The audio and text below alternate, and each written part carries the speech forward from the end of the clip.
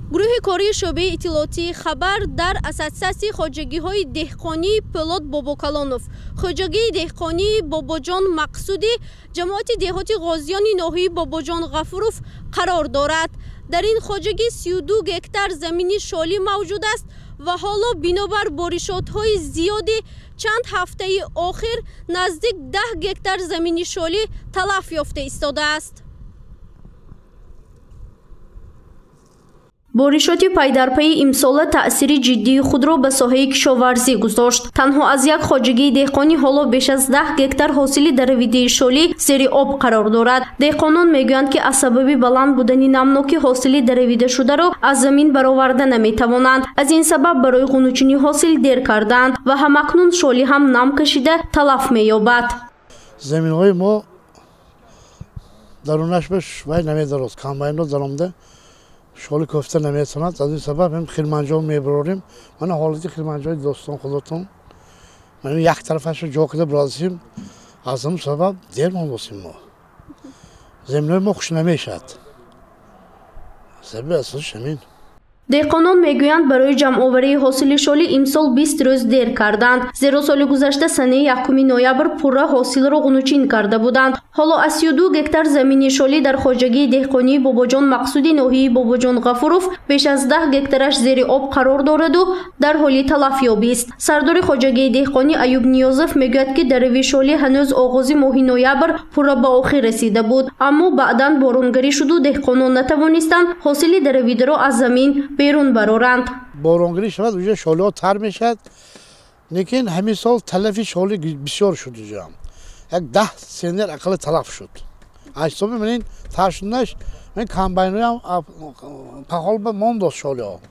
تازه که نتونست تصمیم شده است. همین تلفات بسیار امسال.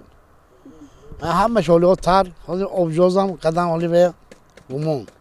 در عموم به اساسیاسی خواجگی‌های دهقانی پولاد باباکلانوف 97 گکتار زمینی شالی داخل می شود که از این 32 گکتارش را خواجگی دهقانی باباجان مقصود تشکیل می دهد. بنا به گفته دهقانان امسال حاصل نوکی هم نظر به سال گذشته کم است. از هر 1 گکتار زمینی شالی نزدیک 1.5 تن حاصل کم گردیده است. سبب اساسی نامساعد آمدن آب و هوا و بارشاتی پی در پی می باشد. حالا به جز از تلف یابی حاصل شالی علف یا خود خاشاکی برای مال استفاده شونده نیز حالتی خراب دارد. قسم زیادی آن تماما تر شده زیر آب مانده است و میپوسد.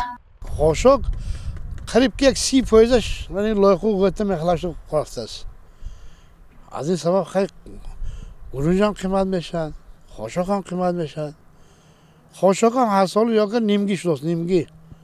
امسال در همه شکل‌های خواجگیداری شهر و نواحی ولایت در میدان 9280 گکتار کشتی شالی گذرانده شده است که این رقم در مقایسه به همین دوره سال گذشته 82 گکتار زیاد می باشد. بنا به اطلاع کشاورزان سال جاری در میدان‌های کشتی ولایت نواهای برنجی کنجه، دیوزیره، ریگر، نوکس، اوانگارد و سراسم به راه مانده شده است. دهقانان برای به دست آوردن حاصل خوبی شالی به زمین چند مراتبه نوری‌های مینرالی پاشیدند که نرخ یک خالطه آن سال جاری به 650 سومونی برابر گردید. اکنون از سبب وضعیتی به عمل آمده برای پاش نمودن خراجات دهقانان هم مشکلی پیش آمد.